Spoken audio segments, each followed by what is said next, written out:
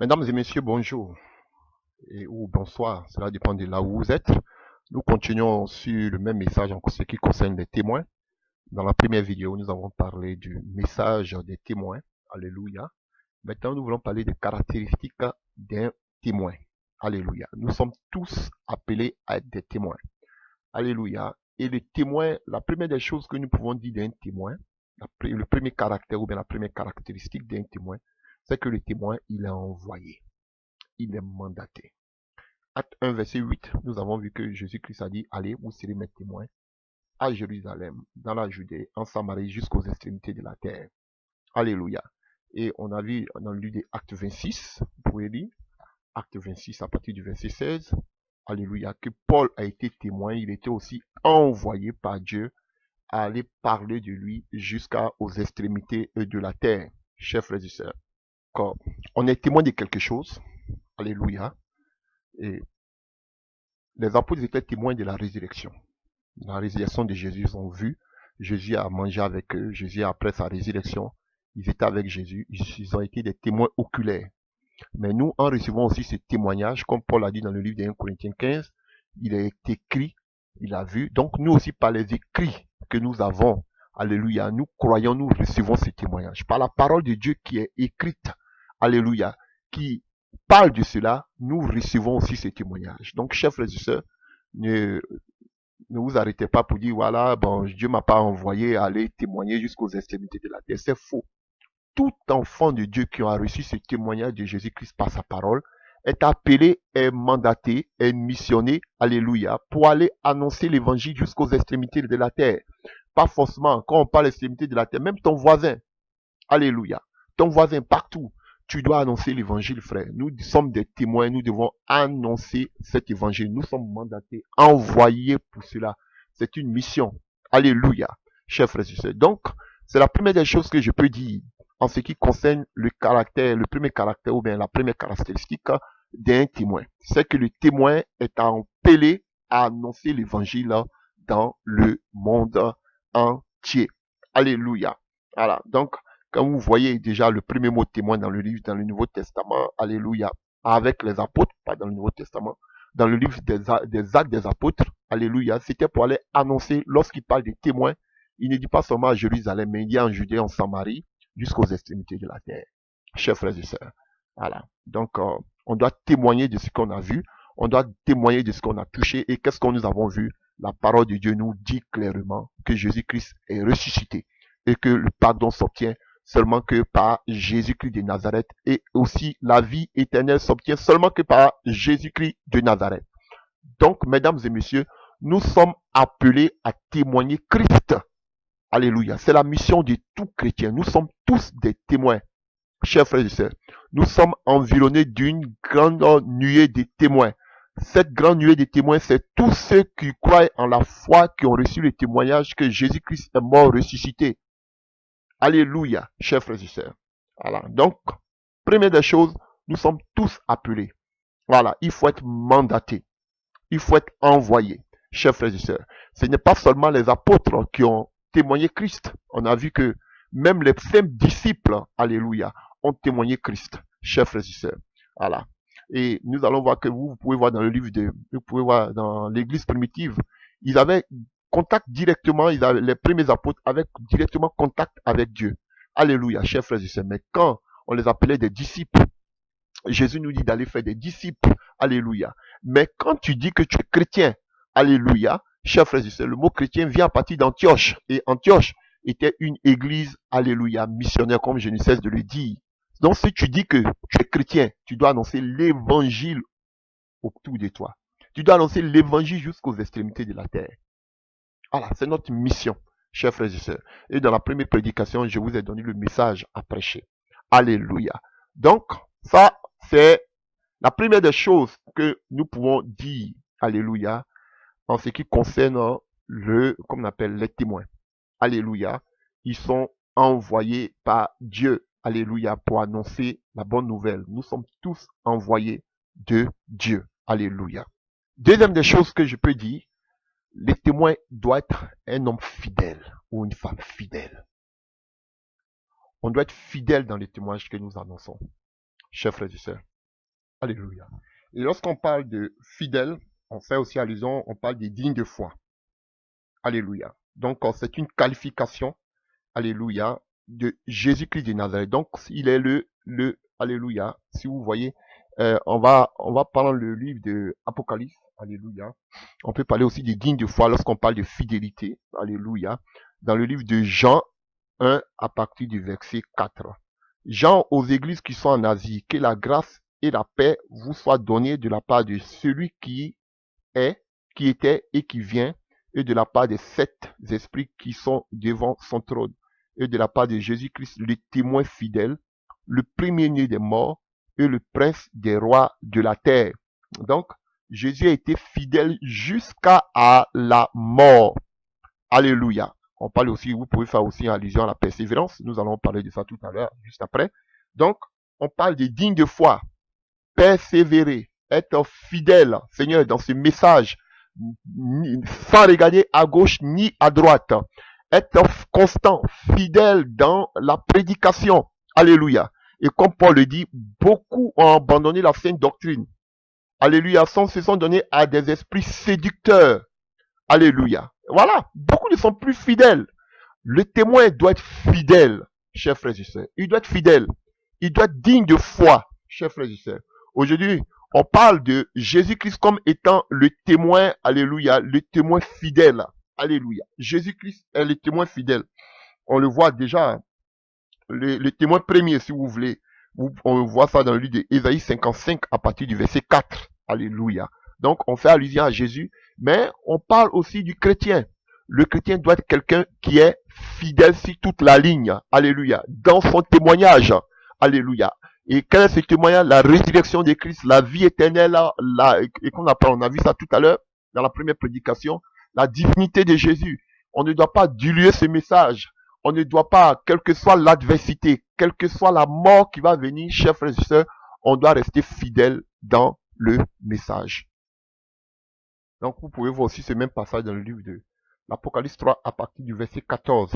À l'ange de l'église de Laodicée, écrit, voici ce que dit celui qui s'appelle l'Amen, le témoin digne de foi et véridique. Alléluia. Vous voyez? Donc, alléluia, on parle des témoins de la foi ou bien les témoins fidèles, chers frères et sœurs. Donc, par cela aussi, le chrétien doit être fidèle, le témoin doit être, chers frères et sœurs, fidèle sur toute la ligne. Alléluia. Nous devons être véridiques. Alléluia. Voilà. Parler avec vérité, sans cacher la vérité. Alléluia. Donc, chers frères et sœurs, c'est le deuxième caractère, la deuxième caractéristique du témoin. Il doit être quelqu'un de véridique. Quelqu'un qui dit la vérité biblique. Quelqu'un qui ne dilue pas la vérité biblique. Qui ne la mélange pas. Alléluia. Alléluia. Et on parle ici de l'église de Laodicée qui a mélangé aujourd'hui le message de Christ avec la gloire, la prospérité, l'argent, l'amour de l'argent. Chers frères et sœurs. Donc, le témoin doit être quelqu'un qui est véridique, qui s'appuie sur les écrits bibliques, sur la parole de Dieu, qui, alléluia, qui ne falsifie pas la parole à cause, alléluia, de la gloire de ce monde. Alléluia. Voilà pourquoi Paul pouvait interpeller son fils, son enfant dans la foi, Timothée, dans le livre de Timothée 2 à partir du verset 1. Toi donc, mon enfant, fortifie-toi dans la grâce qui est en Jésus-Christ. En ce que tu as attendu de moi en présence de beaucoup de témoins, confie-les à des hommes fidèles qui soient capables d'enseigner aussi à d'autres. Vous comprenez, chers frères et sœurs? Donc, quand on parle de fidélité, on parle de l'enseignement, chers frères et sœurs. Alléluia. Donc, la fidélité dans l'enseignement. Il dit ce que tu as reçu de moi, Paul, tout ce que je t'ai enseigné, devant beaucoup de témoins, alléluia, confie aussi à des hommes qui sont fidèles de pouvoir, qui sont capables aussi d'enseigner les mêmes choses à d'autres personnes, chers frères et sœurs. Voilà. Et aujourd'hui, on a peu de personnes fidèles. Aujourd'hui, ces pasteurs sont devenus des infidèles. Alléluia. Et il continue pour dire, souffre avec moi comme un bon soldat de Jésus-Christ. Un soldat de Jésus-Christ, il souffre. Il n'est pas à l'aise. Alléluia. Un soldat de Jésus-Christ, alléluia, il n'est pas dans la gloire, dans la prospérité. un soldat de Jésus-Christ, il souffre pour le message, pour l'évangile de Jésus-Christ. Alléluia. Il n'est pas de soldat qui s'embarrasse des affaires de la vie. S'il veut plaire à celui qui l'a enloué. Et on parle aussi de l'athlète couronné. Alléluia. À partir du verset 8, souviens-toi de Jésus-Christ issu de la postérité de David, ressuscité des morts selon mon évangile, pour lequel je souffre jusqu'à être lié comme un malfaiteur. Mais la parole de Dieu n'est pas liée. C'est pourquoi je supporte tout à cause des élus, afin qu'eux aussi obtiennent le salut qui est en Jésus-Christ avec la gloire éternelle. Cette parole est certaine. Si nous sommes morts avec lui, nous vivrons aussi avec lui. Si nous persévérons, nous régnerons aussi avec lui. Si nous le réunions, lui, il nous régnera. Si nous sommes infidèles, lui, il demeure fidèle, car il ne peut se régner lui-même. Alléluia. Donc, chers frères et sœurs, voici le message. Là où il y a la fidélité, il y a la souffrance. Où tu veux être fidèle au message. Combien de personnes aujourd'hui ont annoncé le bon message, la véritable parole, le véritable évangile. Aujourd'hui, Père, qui sont des frères, qui sont devenus des infidèles. Ils se sont détournés de la foi véritable, de la parole véritable. Alléluia. Pour annoncer, alléluia, des doctrines des démons, telles que la prospérité. Alléluia. Paul dit que nous allons régner, quand Jésus-Christ va venir, nous allons régner éternellement avec lui. Pas maintenant. Mais eux, ils veulent régner maintenant sur terre. Voici des personnes qui se sont égarées. Alléluia. Qui se sont égarées loin de la vérité. Aujourd'hui, où trouvons-on encore des hommes fidèles? Paul insiste, il dit à son serviteur, à son fils, Timothée, cherche des hommes fidèles. Pourquoi il ne dit pas prendre tous sortes de chrétiens? Parce qu'aujourd'hui, il y a peu de chrétiens, de serviteurs de Dieu fidèles dans le message. Et là où il y a la fidélité, il y a la souffrance. Paul nous parle de beaucoup de témoins. Les témoins, il y en a beaucoup de témoins. Il y a beaucoup qui sont envoyés. Mais il y a combien qui sont fidèles? Voilà. Nous sommes tous des témoins. Mais combien de témoins sont fidèles qui restent sur la parole de Dieu? Hébreux 12 nous parle aussi d'une nuée de témoins.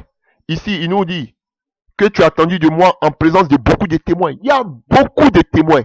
Mais il dit parmi ces témoins-là, cherche des gens qui sont fidèles, chers frères et sœurs. Alléluia. C'est pas parce que tu es témoin que tu es fidèle. Alléluia, chers frères et sœurs. Il y a peu qui sont réellement des fidèles parmi les témoins. Et un véritable, voilà pourquoi on appelle Jésus le véritable témoin fidèle. L'homme digne de foi. Alléluia. Nous devons être fidèles. Beaucoup sont des témoins, mais beaucoup ne sont pas des gens fidèles. Et quand on parle de fidélité, on parle de l'enseignement. Beaucoup ne sont pas restés fidèles par rapport à l'enseignement. Devons-nous parler du voyage astral? Alléluia. Qu'on appelle de la projection astrale, de la magie, alléluia, du développement personnel, de la prospérité. Voilà.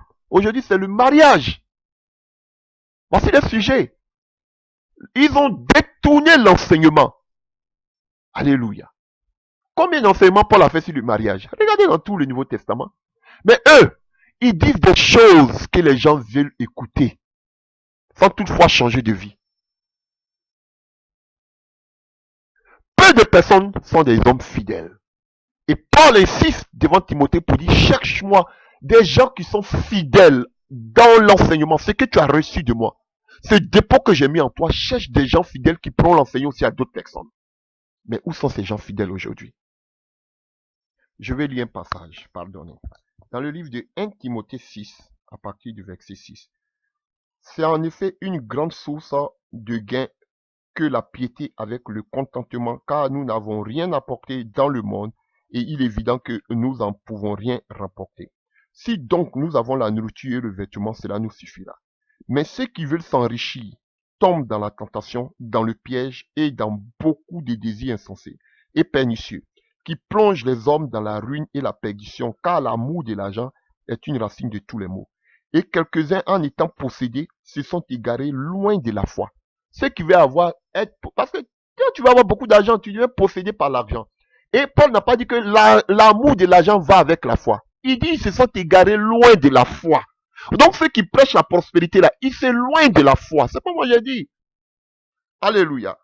Et les hommes se sont jetés même dans bien beaucoup de tourments. Parce qu'à cause d'avoir de l'argent, beaucoup font des pactes, des sacrifices. Ils se sont dans le tourment. Alléluia. Mais il dit, pour toi, homme de Dieu, il dit même pas maintenant, il le qualifie. Homme de Dieu, il n'est plus son fils, mais toi tu es un homme de Dieu. Fuis ces genres de choses, recherche la justice, la piété, la foi, la charité, la patience, la douceur, combat le bon combat de la foi. Donc le bon combat de la foi n'a rien à voir, chers frères et sœurs, avec la prospérité, la gloire. Et il lui dit, il ne dit pas avec la bénédiction, tu peux aller avec la foi. Il lui dit de fuir ces genres de choses. Mais comment vous, les prédicateurs de la prospérité, du développement personnel, vous dites oui, on peut dans la foi en même temps rechercher les choses de ce monde. Alors que Paul dit de fuir ces genres de choses. Si vous êtes pauvre, allez-y travailler simplement. Voilà. Chers frères et sœurs, la gloire de ce monde ne passe pas avec la foi. Il est du combat, le bon combat. Souffre avec moi pour l'évangile. Ce sont des choses que vous n'entendrez pas. Ce sont des gens qui ne sont plus fidèles à l'évangile authentique pur. Donc, arrêtez d'appeler les gens, les chrétiens, bon, les disciples dans vos temples là, ce sont les fidèles. Non. Combien d'entre eux sont fidèles? Ils ne sont pas vos fidèles. Combien sont fidèles? Vous dites des mots, c'est grave. Le véritable fidèle, c'est Jésus-Christ de Nazareth. Et encore, on cherche des véritables fidèles. Beaucoup sont des religieux, beaucoup aussi sont des disciples, mais beaucoup ne sont pas des chrétiens, beaucoup ne sont pas des fidèles. Ce sont nos fidèles. Alors que vous-même qui dites fidèle, vous n'êtes pas fidèle à Christ. Quand on parle de fidélité, on parle de la fidélité par rapport à l'enseignement, par rapport à l'évangile qui est doctriné, par rapport à la doctrine. Combien aujourd'hui d'enseignants sont restés fidèles par rapport à l'enseignement biblique des apôtres? Combien? On n'en voit même pas. Donc arrêtez d'appeler les gens les fidèles. Alléluia. Vous êtes dans la fidélité et vous prêchez sur la dîme. Quel apôtre a prêché sur la dîme? Vous n'êtes pas dans la fidélité, vous n'êtes pas des fidèles. Alléluia. Un véritable témoin, chers frères et sœurs, doit souffrir pour Jésus-Christ de Nazareth, pour l'évangile. Ah oui. Un véritable témoin de Jésus doit souffrir pour l'évangile. Et nous prenons notre parole dans le livre de 1 Pierre 5, à partir du verset 1. 1 Pierre 5, à partir du verset 1. Voici les exhortations que j'adresse aux anciens qui sont parmi vous. Moi aussi, ancien comme eux, témoin des souffrances de Christ. Alléluia. Témoin des souffrances de Christ. Alléluia. Et il dit quoi? Et participant de la gloire de Christ, de la gloire qui doit être manifestée. Chers frères et sœurs. Donc, un témoin de Jésus-Christ souffre pour Christ. Souffre pour l'évangile. Souffre pour sa foi. Il est éprouvé par rapport à sa foi. Je ne vais même pas parler parce que déjà, voyez, si ceux-là ils sont en train de souffrir, ils sont tellement rusés, ils veulent vous montrer que oui, on peut souffrir et puis Jésus-Christ peut élever. Et ils sont dans le Dieu, ils adorent le Dieu de l'Ancien Testament. Dieu permettra, je ferai un enseignement dessus. Alléluia, chers frères et sœurs. Montrez-moi parmi les apôtres de Jésus-Christ qui étaient riches. Église de Laodicée. Alléluia. Église de Laodicée. Montrez-moi cela. Alléluia. Chers frères et sœurs. Jésus donne une seule porte à ceux qui sont riches, qui ont gagné leur argent de façon honnête. Jésus leur donne une seule porte. Pour qu'ils puissent avoir la vie éternelle, il doit distribuer tous les biens et venir suivre le Seigneur. C'est la seule porte. Alléluia. Que le Seigneur donne à ceux qui sont riches. Donc ne dites pas aux riches qu'avec ta richesse, tu peux aller au ciel. C'est faux. Pour qu'ils soient riches, il faut qu'ils bataillent ses biens aux pauvres. Voilà la vérité biblique. Il n'y a pas autre alternative. Tu dois partager tes biens avec les pauvres. Tu dois donner tes biens aux pauvres. C'est la seule issue pour que tu sois sauvé. Voilà la vérité biblique. Ce qu'ils ne veulent pas vous dire. Voilà, parce qu'ils vous foutent des sous, de l'argent. Alléluia, chers frères et sœurs. En tant que chrétien, on souffre pour l'évangile. Il était témoin des souffrances de Christ. Un témoin souffre pour le Seigneur, Jésus-Christ de Nazareth. Alléluia. C'est pourquoi Paul, lui-même qui était enchaîné, qui souffrait pour l'évangile, dit encore à son fils, à son enfant Timothée, souffre avec moi pour l'évangile, n'aie pas honte de mes chaînes. Ça, c'est quel message il donne à son enfant comme ça? En principe, comme Jésus l'a dit, tout père veut donner de bonnes choses à ses enfants. Mais lui, il dit à son enfant de souffrir avec moi pour l'évangile. Quel père, vous savez que vous appelez des pères aujourd'hui, des pasteurs, les bishops, les révérends là. Qui d'entre eux peut dire aujourd'hui à leurs enfants spirituels, comme vous-même vous le dites, de souffrir avec moi pour l'évangile? Non! Il va dire, sois mon exemple. Regarde, j'ai une Porsche, j'ai une Land Rover, j'ai un jet privé. Regarde, tous ces salles que j'ai. Tu dois être mon exemple. C'est ce qu'il donne aujourd'hui comme exemple aux gens. Est-ce que c'est le message qu'il prêche, c'est le même message que les Paul ont prêché? Paul dit à son fils, tant aimé, que tu dois souffrir avec moi pour l'évangile. Est-ce que c'est là, il souffre aujourd'hui pour l'évangile?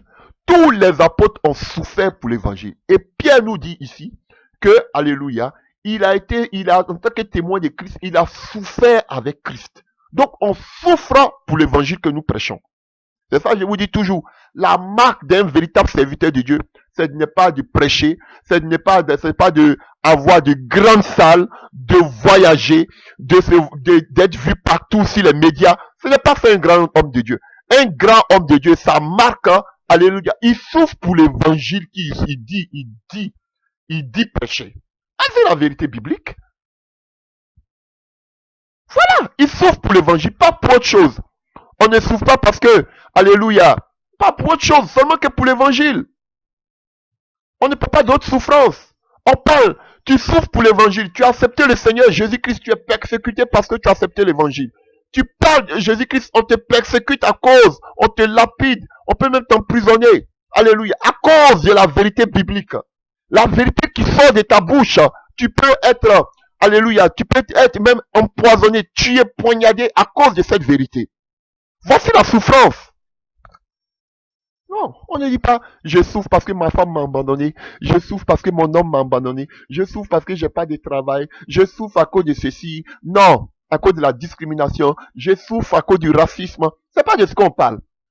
Ce dont on parle de la souffrance à cause de l'évangile.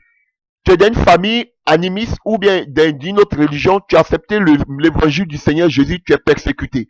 Ou bien tu vas annoncer l'évangile de la vérité, les gens ne supportent pas cette vérité, on peut te créer des problèmes. Voici la persécution. On ne parle pas des autres persécutions. C'est de cette persécution il s'agit à cause de l'évangile. Voilà. On te dit de régner Jésus-Christ, sinon on te donne pas certains avantages. Voici la persécution à cause de ta foi. Prenons notre passage. Alléluia. Donc, nous sommes sur la souffrance à cause, quand on est témoin, en tant que témoin, on souffre. On a vu que nous sommes envoyés. On a vu que, alléluia, la deuxième des choses, on a vu que le témoin aussi doit être fidèle, digne de foi. Alléluia. On voit maintenant que le témoin aussi doit souffrir pour la parole. Et nous allons aussi voir aussi dans le livre de Apocalypse 1 à partir du verset 9. Ça, on a vu tout à l'heure Pierre. On va voir un autre apôtre. Apocalypse 1 à partir du verset 9. Moi, Jean, votre frère, et qui est part avec vous à la tribulation au royaume et à la persévérance en Jésus-Christ. J'étais dans l'île appelée Patmos, dans l'île de la mer d'Égée, alléluia, à cause de la parole de Dieu et du témoignage de Jésus. Alléluia. Vous voyez, je fus ravi au jour du Seigneur. Alléluia. Vous voyez. Donc, il dit, il était où? Il était sur l'île de Patmos à cause de la parole de Dieu et du témoignage de Jésus-Christ de Nazareth. Alléluia. Vous voyez, il était sur une île. Et Jean, il est le dernier apôtre qui est mort à Éphèse, vers l'enfant. Alléluia. Donc, chers frères et sœurs, il a souffert, ce monsieur. Il était déporté sur une île, qui était une île où il y avait une prison pour l'Empire romain. Alléluia. Là où on amenait tous les grands malfaiteurs. Donc, lui, pour l'évangile, il était parmi ces grands malfaiteurs. Sur une île. Alléluia. Et Dieu sait ce qu'il a vécu. On a des témoignages, l'histoire nous dit qu'il était jeté dans de l'huile bouillante, très chaude. Mais Dieu l'a préservé juste avant qu'il puisse écrire le livre de la révélation que vous appelez l'Apocalypse, chers frères et sœurs. Donc, il a été jeté dans de l'huile très chaude. Alléluia. À haute température, mais il est sorti vivant. Chers frères et sœurs, pour qu'il puisse nous donner cette révélation-là, la parole que nous lisons, que vous appelez l'Apocalypse. Chers frères et sœurs, il a souffert. Alléluia. Cet homme. À cause de quoi? À cause du témoignage de la parole et du témoignage qu'il rendait de Christ. Alléluia, chers frères et sœurs. Donc, quand vous voyez de tels prédicateurs et vous voyez vos plaisantins que vous appelez prédicateurs qui sont sur les réseaux sociaux aujourd'hui, qui prêchent derrière Compassion, ICC et Vase de Déshonneur et les gourous patrons qu'on appelle Karambili et autres, tous ces clics-là, est-ce que quand vous les voyez, c'est le même cliché ici, c'est la même image? Voici des gens qui ont souffert pour le témoignage de Christ jusqu'à la fin. C'est ça, la vérité. Alléluia. Vous allez nous dire pourquoi ce sont tous ceux qu'on a. Oui, parce que ce sont eux qui se prennent pour des stars, ce sont eux qui sont divins. Alléluia, chers frères et sœurs. Ce sont eux. Et puis on voit ce que c'est pas, on n'a pas de problème avec les personnes, on a un problème avec ce qu'ils enseignent, avec leurs attitudes, avec l'enseignement qu'ils véhiculent. Alléluia, chers frères et sœurs. Voilà. Des adeptes du voyage astral, des adeptes qu'on appelle du développement personnel, les adeptes, alléluia, qu'on appelle de la prospérité. Vous voulez qu'on dise quoi d'eux? Voilà. Et pour beaucoup, ils sont des exemples, alors qu'ils ne sont pas des exemples. Je le dis haut et fort. Alléluia. Est-ce que quand vous les voyez, si ils ont la même image que ces prédicateurs-là, alléluia, du 1er siècle? Non! Voici des gens, à cause du témoignage de Christ, ils ont souffert jusqu'à la mort. Dans les vieillesses, on sait que Jean est mort très vieux. Ils ont souffert, chers frères et sœurs. Même les enfants, encore comme Paul, qui encourageait Timothée à souffrir pour l'évangile, on voit que les enfants dans la foi, alléluia, des gens tels que les Polycarpes, eux aussi, ils ont été tués à cause de l'évangile. Mais c'est à regarder eux-mêmes, regardez leurs enfants. Les voilà, regardez, frère, regardez la différence, regardez l'écart. Il y a un problème, l'église de Dieu est malade. Nous continuons encore sur un autre point, pour parler des caractéristiques des témoins. Hébreux 12, à partir du verset 1. Nous donc, aussi, puisque nous sommes environnés d'une grande nuée de témoins, beaucoup de chrétiens qui ont aussi, alléluia, qui profèrent leur foi en Christ, rejetons tout fardeau et le péché qui nous enveloppe si facilement. Pourquoi? Parce que le péché nous empêche de courir comme il se doit dans la carrière. Et courons, alléluia, avec persévérance dans la carrière qui nous est ouverte, ayant les regards sur Jésus, le chef et le consommateur de la foi. Donc, le péché, chers frères et sœurs, nous empêche de courir de façon convenable dans la carrière, chers frères et sœurs. Voilà. Donc, le péché nous met des barrières, nous empêche, nous alourdit, alléluia, de courir convenablement. Oui, chers frères et sœurs, parce que le péché nous met dans la distraction. Le péché nous rend lourd. Tu ne peux pas courir comme il se doit. Alléluia. Si tu es engraissé, alléluia, tu ne peux plus courir, chers frères et sœurs. Voilà. Donc, pendant que tu cours, il y a des séductions par-ci, il y a des convoitises par-là, chers frères et sœurs. Et il lui dit, nous devons avoir les yeux fixés sur Jésus-Christ de Nazareth. Pas regarder à gauche, pas regarder à droite. Moi, aujourd'hui, beaucoup ont regardé à gauche. Beaucoup ont regardé à droite par la prospérité et autres, chers frères et sœurs, par la magie, par le voyage astral. Beaucoup n'ont plus la vision de Christ. Alléluia. Et le péché fait qu'aujourd'hui, les gens ne peuvent plus courir comme il se doit. Ils ne peuvent plus dire la vérité comme il se doit. Parce que, alléluia, ils se sont arrêtés un temps soit peu pour, alléluia, regarder à gauche ou à droite, ou regarder en arrière, pendant qu'elle était aussi dans sa course. Alléluia. Chers frères et sœurs, comme la femme de Lot. Alléluia, chers frères et sœurs. Donc, il est important, nous devons courir, nous devons achever cette course. Comme Jean-Baptiste, on dit quand Jean-Baptiste arrivait à la fin de sa course, alléluia, Jean-Baptiste aussi a couru et il est arrivé. Et c'est tout cela qui forme les témoins qui nous ont précédés dans la foi, chers frères et sœurs. Donc nous devons nous débarrasser de cela, quoi, en étant endurant. Qui parle d'endurance parle de la persévérance. Donc le témoin doit être persévérant, en ayant les regards sur Christ. Pas les regards sur la prospérité, pas les regards sur les grosses voitures, pas les regards sur les gros temples, sur les grandes entreprises, mais en ayant le regard sur Christ, qui est le consommateur de notre foi, qui nous soutient dans notre foi. Frère, nous devons supporter l'épreuve. Alléluia. Jésus a supporté dans la fidélité, alléluia, l'épreuve la plus terrible qui soit, c'est-à-dire la croix. Chers frères et sœurs, donc, il est important. Nous devons renoncer à la joie de ce monde. Alléluia. Nous devons renoncer à toute chose. Et nous devons endurer le modèle d'endurance. Frère, le coureur chrétien, Jésus-Christ, qui a supporté la croix, l'épreuve la plus terrible. Frère, en ayant les yeux fixés sur Jésus-Christ, comme étant le buteur de la course, la ligne d'arrivée, c'est Jésus-Christ de Nazareth. C'est là, frère, chers frères et sœurs. Donc, nous devons regarder à Jésus-Christ. Frère, les plaisirs de ce monde vont t'empêcher, vont te rendre lourd, vont t'empêcher la gloire de ce monde, la prospérité, vont t'empêcher, alléluia, de regarder la ligne d'arrivée, qui est le retour de Jésus-Christ de Nazareth, qui est le but final à atteindre.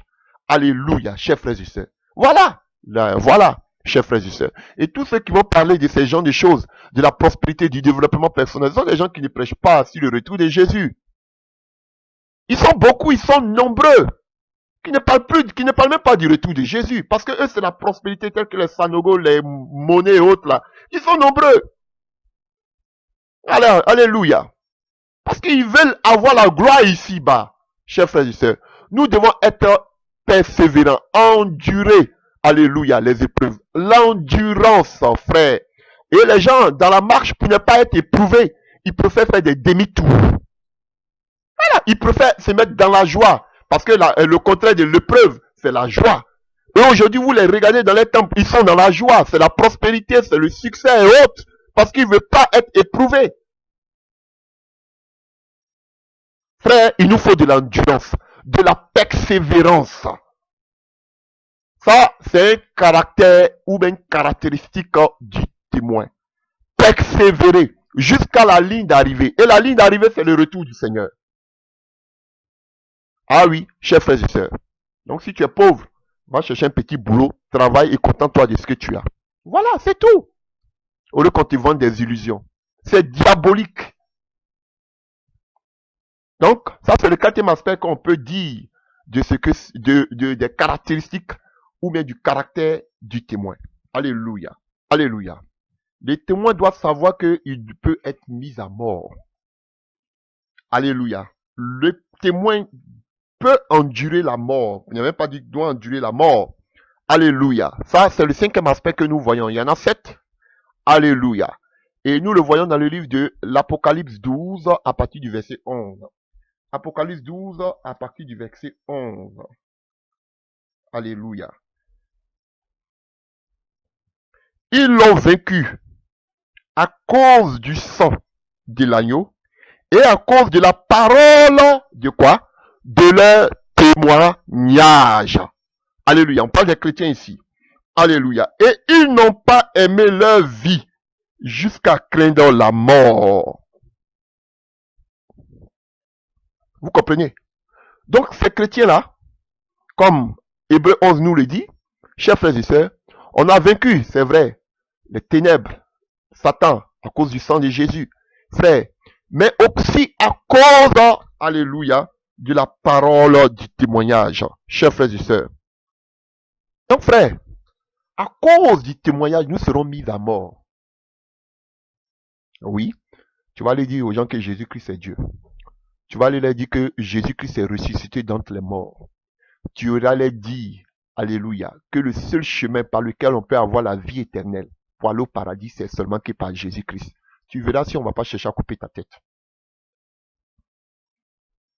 Ah oui, chers frères et sœurs. Donc, ils n'ont pas craint leur vie jusqu'à la mort.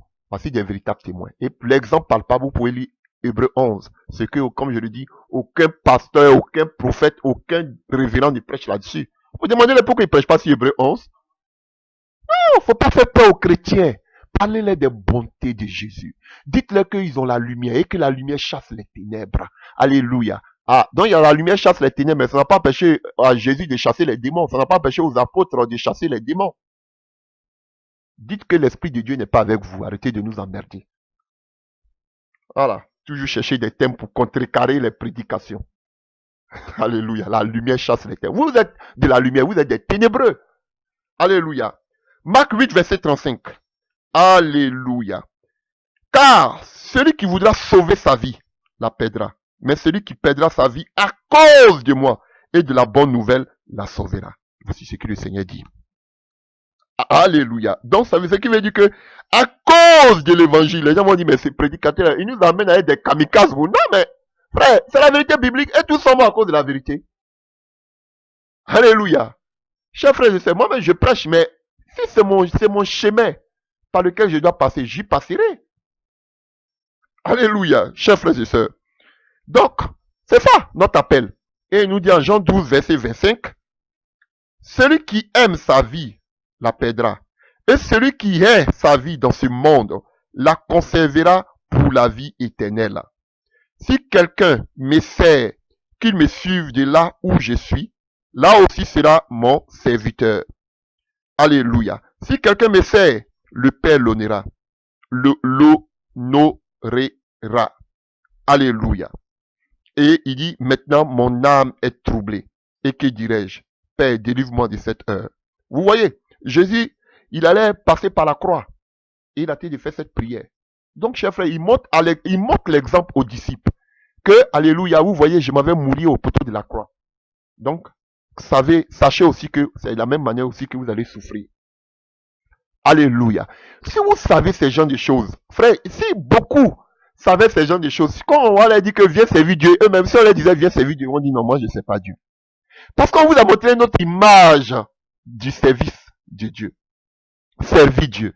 Frère, alléluia. Les gens même ne venaient pas pour dire je vais servir Dieu. Jésus lui-même, il allait et puis il appelait ses disciples comme ça, viens, suis-moi. Ils ne sont pas venus comme ça pour dire suis-moi, je vais te suivre. Parce que c'est difficile. Aujourd'hui, je vois des pasteurs, des révérends bishops, des aventuriers. Quand j'écoute un homme comme Makoso, qui dit que lui, il est venu à Jésus parce qu'il voyait un serviteur de Dieu faire des miracles. Donc lui, il s'est dit que lui aussi, il vient pour faire, lui aussi, donc il y a bon à faire dans cette affaire, ça mange dans cette affaire-là. Donc lui, il est venu aussi à cause des miracles pour faire aussi des miracles. Donc regardez ce monsieur déjà, il n'est pas converti. Lui, il est venu parce qu'il a vu quelqu'un qui fait des miracles, lui aussi il veut faire des miracles. Voilà pourquoi il fait des faux miracles.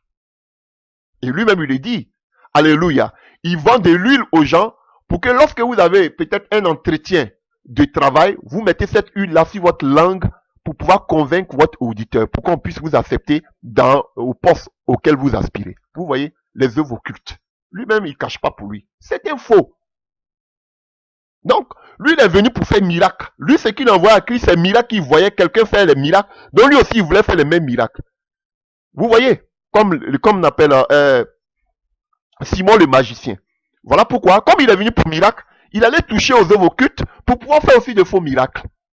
C'est lui-même qui l'a dit, hein. Je l'écoutais sur une chaîne de télévision. Donc lui, il a vu quelqu'un qui faisait les miracles. Donc lui, il est venu aussi pour faire des miracles. C'est pas quelqu'un qui est venu parce qu'il voulait que ses péchés soient changés pour qu'il ait la vie éternelle. Lui, il est venu pour miracle. Et vous suivez de telles personnes. Des aveuglés, des aventuriers. Chers frères et sœurs, voilà pourquoi quand on te dit que Jésus-Christ t'appelle, toi-même tu dois trembler, tu dois pleurer. Parce qu'il y a souffrance dedans. Mais eux là, ils veulent changer pour nous dire que dans l'appel là, c'est bon, ça mange dedans. Il y a la prospérité, il y a les milliards, il y a les millions. C'est faux. Appel de Dieu là, c'est la souffrance. Il y a des difficultés dedans. Oui, je vous dis. Quand non, je vois des aventuriers qu'on dit Jésus t'appelle et puis ils sont contents, ils sont en train de rire. Oui, c'est une grâce, mes frères. Quand nous, on nous appelait, viens servir Dieu. Ah, mais on pleurait. Parce qu'on voit, à moins que toi, tu n'as rien réalisé dans ta vie, et puis on dit que Dieu t'appelle, tu es content pour sauter. Tu viens servir Dieu parce que toi-même dans ta vie, tu n'as rien réalisé. Donc, tu trouves en cela une occasion de pouvoir t'enrichir. Mais nous autres, là, on a laissé beaucoup de choses derrière. Quand Dieu te dit, abandonne tout pour venir me servir, frère, tu es fâché. Parce que tu sais ce que tu as laissé dans le monde. Voilà. Plein de pasteurs aventuriers. Frère, il y a la mort dans cette affaire de Dieu. Et ça, c'est pas, vous dites que seulement Jésus, le Dieu de l'Ancien Testament, c'est lui qui est méchant. Mais Jésus, frère, dans l'Ancien Testament, même d'autres même ne mouraient pas, mais dans Jésus-Christ, regardez le nombre de ceux qui sont morts. Dans l'Ancien Testament, c'était seulement les prophètes. Mais regardez aujourd'hui, combien de chrétiens sont morts dans le Nouveau Testament? À cause, même qu'on appelle, depuis, alléluia, et l'ère des apôtres jusqu'à nos jours, combien de choses de chrétiens ont été martyrisées? Voilà, chers frères et sœurs. Des milliers, des millions. Voilà. Et c'est avec ça vous vous amusez. Je suis pasteur. Quand on parle de souffrance maintenant, non, chacun se cache. Non, Dieu est amour, c'est la prospérité, Dieu bénit. Voilà. Parce qu'ils ne veulent pas souffrir comme... Quel évangile vous prêchez? Quel Bible vous prenez? Ou mais vous choisissez certains passages qui vous plaisent, où on parle de l'amour, de la bonté de Dieu, comme les gourous aiment le faire. Alléluia. Frère, nous sommes appelés en tant que témoins jusqu'à la mort. Et je vous lis un autre passage. Alléluia. Apocalypse 17 à partir du verset 6. Et je vis cette femme ivre du sang des saints et du sang des témoins de Jésus. Et en la voyant, je fus saisi d'un grand étonnement. Ah, elle était ivre, la couleur, ivre du sang des saints et des témoins. Ah oui, cette grande prostituée, cette grande Babylone. Vous avez vu? Donc le témoin, c'est quelqu'un qui, alléluia, qui est mis à mort. Est-ce que vous êtes des témoins? Les témoins, ce sont des gens qui sont mis à mort. Est-ce que ces chrétiens-là sont des témoins? Ils ne sont pas des témoins. Ils sont des religieux qui préfèrent rester dans des bâtiments, qui préfèrent suivre des gourous. Alléluia. Et ils font des bêtises, les gourous les soutiennent. Jésus est amour. Jésus est amour. Donc votre amour là, c'est accepter tous vos bêtises. Sixième point, chers frères et sœurs. Alléluia. Prenons le livre de 2 Timothée 1 à partir du verset 8. N'aie donc point honte du témoignage à rendre à notre Seigneur, ni de moi son prisonnier, mais souffre avec moi pour l'évangile par la puissance de Dieu qui nous a sauvés. Alléluia. Et qui nous a appelés à une vocation sainte, non à cause de nos œuvres, mais selon son propre dessein. Alléluia. Chers frères et sœurs. Vous voyez, le sixième point que je peux dire du témoignage du témoin, qui rend témoignage, chers frères et sœurs, il ne doit pas, avoir honte de rendre témoignage de Jésus-Christ. C'est qu'aujourd'hui, beaucoup ont. Aujourd'hui, on peut parler de l'homosexualité. En plein air, dans les écoles, sur les places publiques, c'est pas un problème. On peut parler aujourd'hui de la sexualité. Partout sur le net. Alléluia. Sur les médias, partout, vous voyez, on peut parler de la sexualité. Ce n'est pas un problème. Chers frères et sœurs, on parle de tout. Mais aujourd'hui, combien de personnes ont le courage de pouvoir témoigner Christ publiquement? Jésus-Christ publiquement. Les gens ont honte. Tellement que le monde nous a envahis. Alléluia.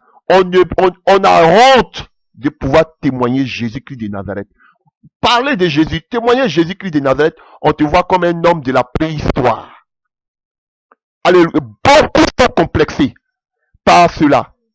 Alléluia. Nous ne devons pas avoir honte d'annoncer l'évangile, de rendre témoignage de Jésus-Christ, dire notre identité. Frère, sœur, je te donne un conseil.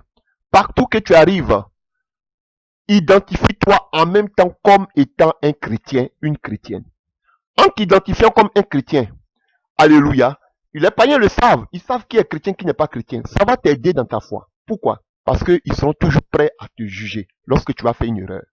Parce que si tu dis que tu es réellement chrétien, que tu confesses ta foi, lorsque tu vas vouloir faire ce qu'ils font, alléluia, par exemple aller dans des boîtes de nuit comme eux, ils vont te dire, mais toi tu es chrétien, c'est toi qui attrapes la Bible, tu vas aussi dans... Un va te dire ça un jour. À moins qu'aujourd'hui, vous vous comportez comme tout le monde. Aujourd'hui, et pour rien, tout le monde aujourd'hui est chrétien. Alléluia. Pour la forme. Alléluia. Ah, je suis sûr que d'autres me poser la question. Donc, un chrétien ne doit pas aller en boîte de nuit. Tu vas aller faire quoi en boîte de nuit? Est-ce que ça glorifie Jésus? Tu as vu Jésus ou les apôtres en boîte de nuit? Alléluia. Même si je dois annoncer l'évangile, c'est pas dans des boîtes de nuit que je vais aller annoncer l'évangile. Alléluia. Je peux vous attendre quand vous allez sortir de la boîte de nuit. Alléluia. Moi, je vais vous annoncer l'évangile. J'ai pas besoin d'aller là-bas. Je faisais ça en vain. Je me partais même dans des amis qui étaient dans des sectes. J'ai dit, oh, j'ai Jésus. Qu'est-ce que j'ai? Vous ne pouvez rien me faire. Je voulais tellement les gagner. Je partais me mettre. Quand vous avez vu, j'ai dit, mais accepte Jésus maintenant. Mais frère, c'est pas ça. Alléluia. Quand toi, tu as l'Esprit de Dieu en toi, là, l'Esprit de Dieu peut te conduire. Nous sommes conduits par le Saint-Esprit. Le Saint-Esprit qui est en toi peut te conduire dans une boîte de nuit. Les musiques que tu vas écouter là-bas, ça glorifie Dieu. Voilà la vérité biblique, chers frères et sœurs. Voilà, donc nous ne devons pas avoir honte de rendre témoignage de Jésus-Christ de Nazareth. En tant que témoin de Jésus, tu dois parler de Jésus partout sans avoir honte. Te taper la poitrine et dire haut et fort que tu es chrétien. Si beaucoup de personnes aujourd'hui ont honte d'annoncer l'évangile, c'est parce qu'eux-mêmes, ils ne sont pas prêts à changer. Parce que venir dire aux gens devant tout le monde que tu es chrétien, tout le monde va te regarder à la loupe. Ah, donc, tu te dis que peut-être je ne suis pas prêt. Faut pas que je vais dire que je suis chrétien, puis tout le monde va me regarder alors que moi-même je ne suis pas prêt pour donner. Donc si tu n'es pas prêt, reste dans ton coin. Mais si tu ne témoignes pas Jésus, frère, ça va se retourner contre toi-même. Paul dit dans le livre de Romains 1, verset 16, je n'ai point honte de l'évangile, car c'est une puissance pour le salut de quiconque croit. Alléluia. Comment vous pouvez être complexé devant des gens qui sont perdus dans ce monde? Et je ne sais pas si vous voyez comme moi. Des gens qui sont perdus, ils peuvent avoir l'or, ils peuvent avoir des milliards, mais ils meurent sans Christ, ils vont en enfer. Toi, tu as la vie éternelle. Voilà la vérité biblique. Au fait, vous êtes complexé par rapport au social. Tu te dis, mais voici quelqu'un qui a réussi dans la vie sociale. Qu'est-ce que je peux lui dire? C'est ça le problème. Alléluia. Il vous manque de l'audace. Ils ont des milliards. Mais s'ils n'ont pas Jésus, ils sont perdus. Voilà, parce que vous avez appris à prêcher sur le bien-être. Si tu as Jésus, tu dois avoir le bien-être. Voilà pourquoi vous êtes bloqué. Non, Jésus n'est pas venu pour prêcher le bien-être. Jésus est venu pour que nos péchés soient pardonnés, pour que nous ayons la vie éternelle. Si tu vas dire à quelqu'un que Jésus te bénit, Jésus va te bénir, Jésus va t'élever, Jésus va te guérir, Jésus va faire ceci, alors que lui-même il voit ta situation, ta situation est désastreuse, misérable. Quel message tu vas lui envoyer? Tu vas aller voir un milliardaire, tu vas lui dire que non, Jésus va te bénir, mais il est déjà béni de façon matérielle. C'est parce que vous avez détourné le véritable évangile. Mon ami, tu es milliardaire, mais si tu meurs dans ton état, tu vas en enfer. Donne ta vie à Jésus. C'est le seul chemin pour que tu aies la vie éternelle. Où tu vas si tu meurs. Ah, c'est la vérité biblique. Mais vous allez lui dire que Jésus va te bénir, Jésus va t'élever. Aujourd'hui, devant les riches, vous n'avez plus de paroles à leur donner. Parce que vous avez annoncé un mauvais évangile. Parce que vous dites que c'est en Jésus-Christ qu'il faut être béni. Alors que les plus bénis, même si c'est eux, ils ne sont pas chrétiens. Donc qu'est-ce que vous allez leur dire? Voilà pourquoi vous ne pouvez plus prêcher aux riches de ce monde. Vous tremblez au contraire au devant d'eux. Le message que nous envoyons, c'est pour qu'ils aient la vie éternelle. Et que les biens, s'ils veulent avoir la vie éternelle, comme la Bible dit, ils doivent donner les biens aux pauvres. Parce qu'il sera difficile pour un riche d'aller au ciel. C'est la vérité biblique. J'attends un qui va venir dire ça. Comme c'est Jésus qui a dit là, ils sont en train de contourner. Ils vont vous dire que Dieu vous comble. Ils vont sont en train de contourner le message. Je vous attends, vous tous. D'autres vont dire, il ne faut pas être pressé pour être béni. Tôt ou tard, Dieu va être béni. Donnez-moi, venez me dire quels sont les apôtres qui ont été bénis. Ils sont en train de contourner le message parce qu'ils savent que c'est Jésus qui a dit, je vous vois venir. Alléluia. Et Jésus même le dit, à Marc 8, à partir du verset 32, que nous allons lire. Marc 8, à partir du verset 32. Attendez. Marc 8, à partir du verset 35. Alléluia. Attendez. partir du verset 38, pardon. Alléluia. Alléluia. Il dit, Marc 8, 38, hein, car quiconque aura honte de moi et de mes paroles au milieu de cette génération adultère et pécheresse, le Fils de l'homme aura aussi honte de lui quand il viendra dans la gloire de son Père avec ses saints anges. Donc, si tu as honte d'annoncer l'évangile, de rendre témoignage de Christ, Christ aussi, le jour de l'enlèvement, tu ne seras pas enlevé parce qu'il aura honte de toi. Toi, tu penses que c'est donner ton argent seulement au révérend, au pasteur, ils n'ont qu'à partir. Toi-même, tu dois rendre, tu dois parler, tu dois rendre témoignage de Jésus-Christ. Si tu as honte, tu vas dire que non, moi, Dieu m'appelle pas à ça. Moi, je donne mes offrandes, mes dîmes, c'est au pasteur de s'en occuper, quoi. Voilà, quoi. Et puis, avec un bon français, voilà. Non, toi-même, tu dois rendre témoignage aussi de Christ. Tu n'auras pas témoignage de Christ dans ton environnement. Pourquoi? Parce que tu as honte. Jésus-Christ aussi aura honte de toi. Voilà. C'est ça que la vérité biblique. Alléluia. Et pour finir, nous allons lire, alléluia, voir, alléluia, une septième caractéristique ou bien un septième caractère du, alléluia, comment on appelle, du témoin, alléluia.